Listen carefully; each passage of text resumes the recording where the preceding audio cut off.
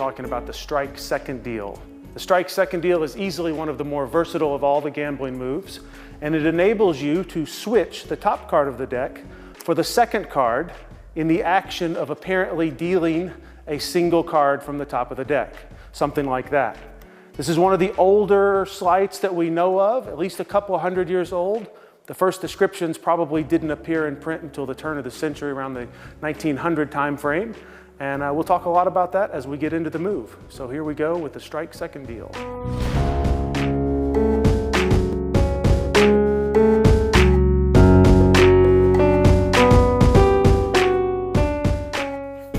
So the strike second deal has been around at least a couple of hundred years. Most of the early references to the move don't appear, however, until the early part of the 20th century. Sometime in the 1930s, I believe, is when we see some of the earliest teaching sources. You guys don't need to know those. However, I will mention one good source, and that's the book Expert Card Technique by Hugard and Browie. Came out in the 1940s, and you can get a Dover reprint of it for just a couple of dollars. That's the only text resource I'll mention. There is, however, one other video resource that I'll mention, and that's the Steve Forte Gambling Protection Series. Available on VHS for the last 20 years. It's going to be coming out very soon on DVD. That's about it for the resources. Now let's take a look at the actual mechanics of the strike second deal.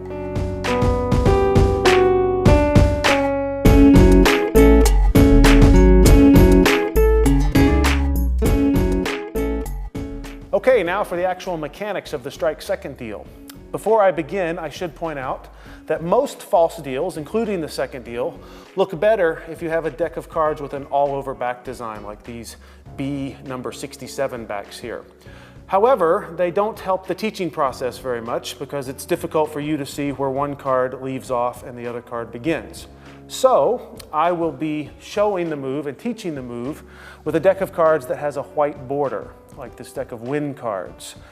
This will help you to tell where one card leaves off and the second card begins, but it's just as easy to do second deals with a deck like this. In fact, I'll do a couple of them now for you so that you can see what I mean.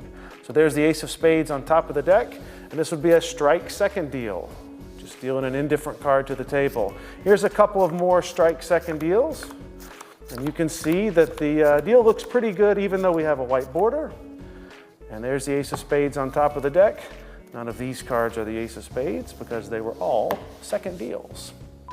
So, as far as the mechanics of the second deal go, there's a couple of different ways that I could teach this. The first thing I could do is quote chapter and verse from some old magic book and go through a couple of paragraphs worth of text to teach the move.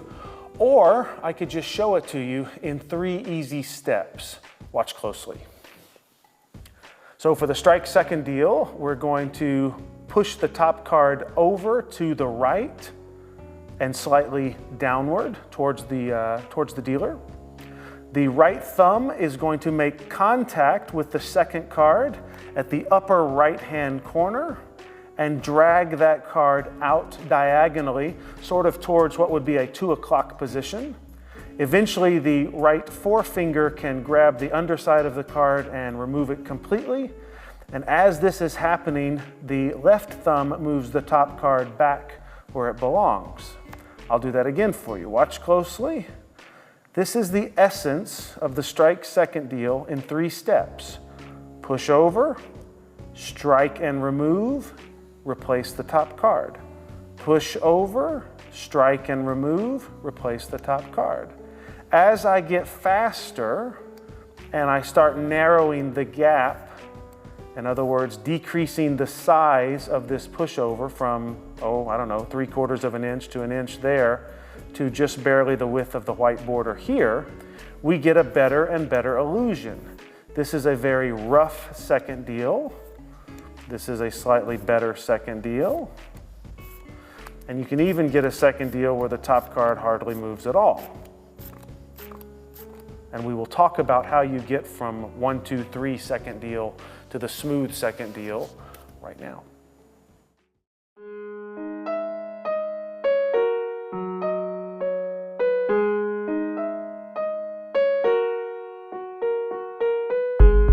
Okay, let's talk about the pushover of the top card. Even though this is a strike second deal and not a 2-card push-off, the left thumb still gets involved. It does push over the top card. Let's take a look at the cards and notice that during the pushover, the left thumb makes contact. Where I make contact is typically just to the left of the center line of the card, right about there. I could come all the way over here if you wanted me to, or I could probably do a push off from here if you wanted me to. It's not really critical where you place your thumb, but most of the best second dealers that I've ever seen allow their thumb to simply lie naturally along the center of the deck, usually pointing towards the upper right-hand corner of the deck in some way. So this is what's comfortable for me. You need to find what's comfortable for yourself. The pushover looks like this. I'm going to exaggerate this. This is a pushover of, I don't know, maybe 3/4 of an inch or an inch. It enables the right thumb, of course, to get in there and extract the second card and deal it. And this is exactly how I think you should start to learn the second deal. Even though this is not deceptive at this stage, this is precisely how you want to start dealing seconds. Because what this will teach you, even though it's a large motion, is it will teach you the proper rhythm, and it will teach you to use the left fingers as a gauge to only allow one card to be removed.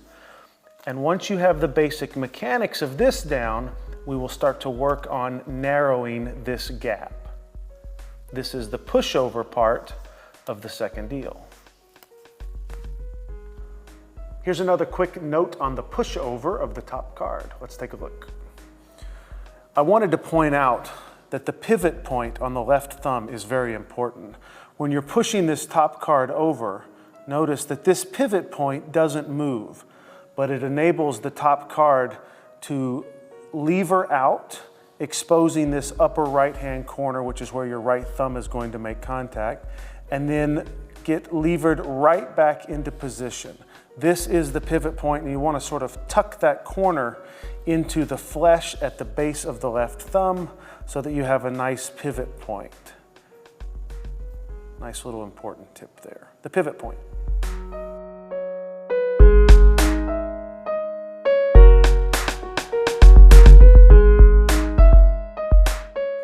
One of the most common questions that anyone has ever asked me about the second deal has to do with the size of the brief. In other words, how big should the pushover of the top card be? Well, let's take a look at that.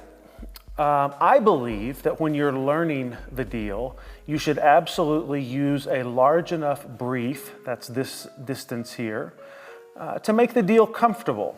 In the early stages of learning this, it is perfectly acceptable to use a large brief like I'm using now.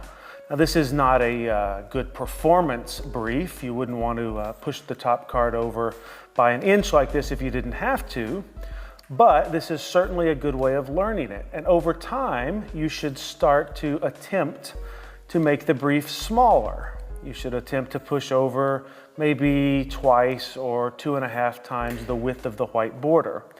As you progress with the deal over time, you'll be able to get it even smaller. You may be able to get it down to the width of the white border, which I'm trying to do now.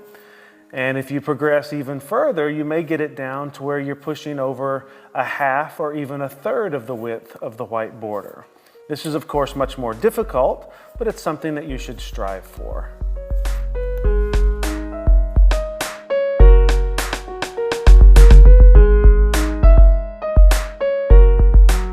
So let's take a quick look at the contact point on the right thumb. A lot of people think when you're dealing a strike second that the contact point of the right thumb is right in the middle of the thumb, right about there.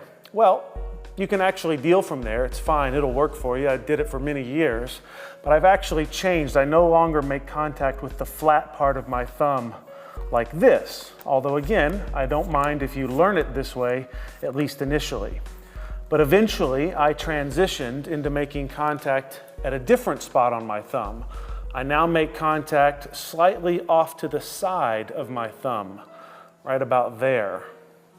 And what that enables me to do is it enables me to roll the thumb to initiate the removal of the second card. So the thumb has a slight roll to it. I'm exaggerating that here, but a slight roll to it to get that card to come out. And I have found that changing that contact point helps me extract the second card. So you can see the contact point starts just off to the side and rolls outward. And that's a little touch on the contact point.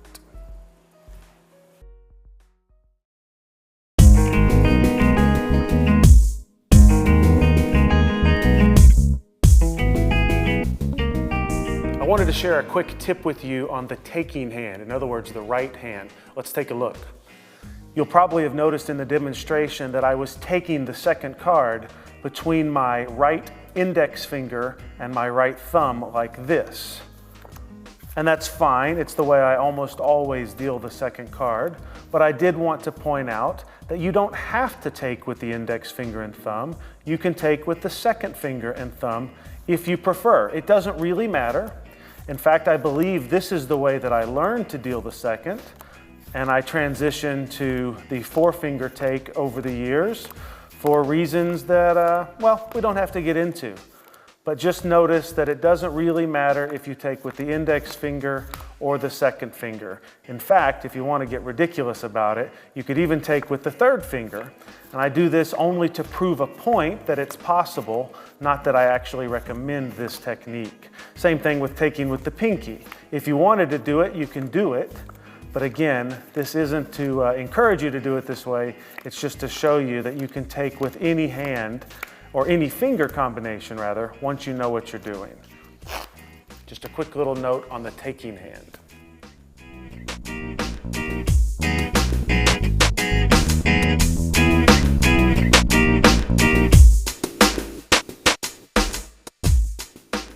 Let's take a second to talk about necktying the deck.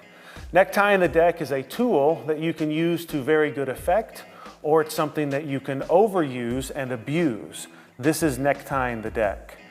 If I don't want you to see me take the top card, in this case the ace of clubs, I could make it so that you can't see the top of the deck by tilting my hand backwards and coming up and striking the card at such a high angle that there's no way you could tell if this was the second card or the top card.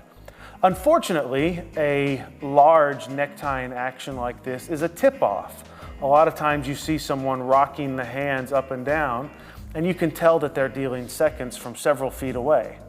However, necktying the deck can be a useful technique if you're surrounded and you want to try to beat a couple of spectators that are sitting right in front of you that would have the best angle. And in that situation, you want to just barely take the top of the deck out of their line of sight. In other words, you don't want to overdo it. You want to simply naturally rock the deck and take the top card just out of their line of sight. If you overdo it and come all the way vertical with the deck, it's a tip-off. If you use it sparingly, it can be a very effective and advanced technique. So don't shun necktying completely, but be careful with it so you don't actually give away that you're dealing seconds.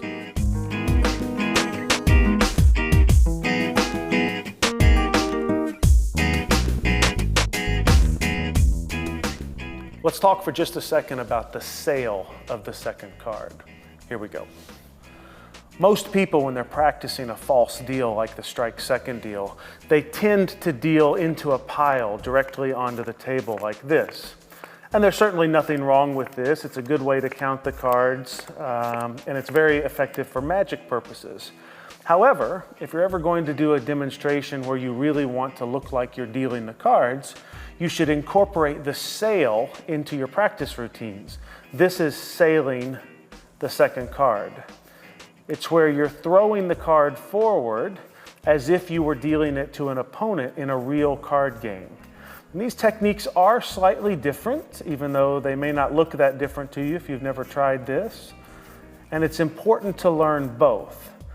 I've found that practicing the sail is a very effective way to add rhythm and timing to your second deals, and I highly recommend that you do it also, the sail.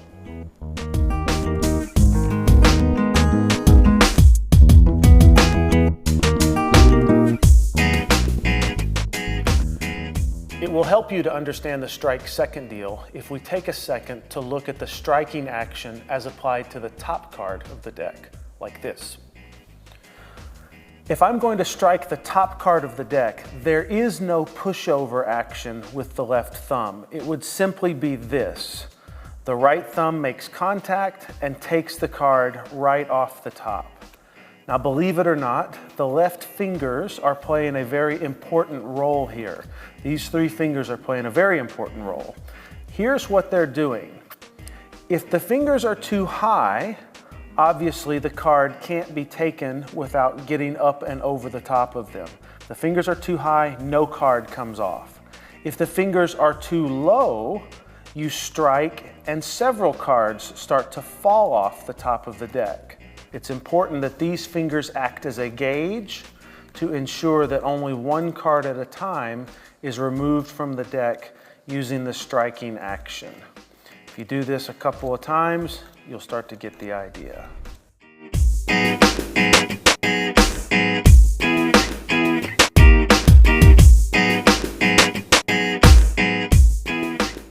So far, we've talked about a lot of the components of a good strike second deal. We've talked about the pushover, we've talked about the take, we've talked about the size of the brief and things of that nature. However, the most important component of the second deal that is an intangible component is rhythm. Give me a second deal with great rhythm and a large brief any day over a second deal with a tiny brief but terrible rhythm. The second deal with the better rhythm will probably look the best. Let me show you what I mean.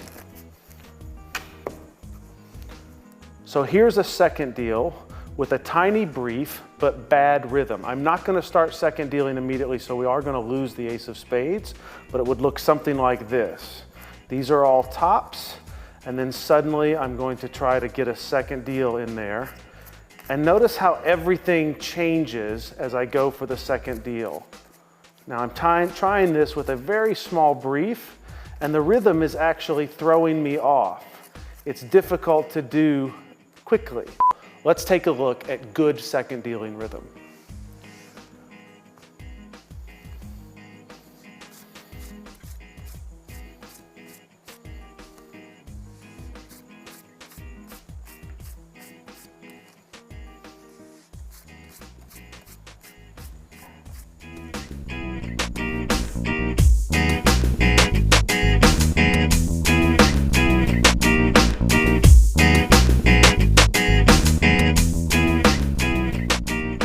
Here's a couple of final thoughts about the second deal.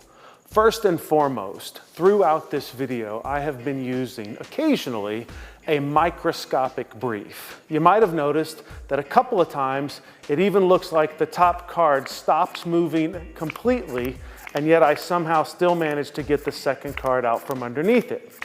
Well, this is an interesting demo brief. However, I'm well aware that this is not the most elusive brief. The best brief in the world for the second deal, when you're using it as a secret move, is a natural brief with the proper rhythm. I do this just to show other card guys that it can be done, and because it gets oohs and ahs from other second dealers. But this is not the goal. The goal is an invisible second deal, not a fantastic looking second deal. Keep that in mind. The second thing is that this move will take years of practice to become even rudimentally proficient at.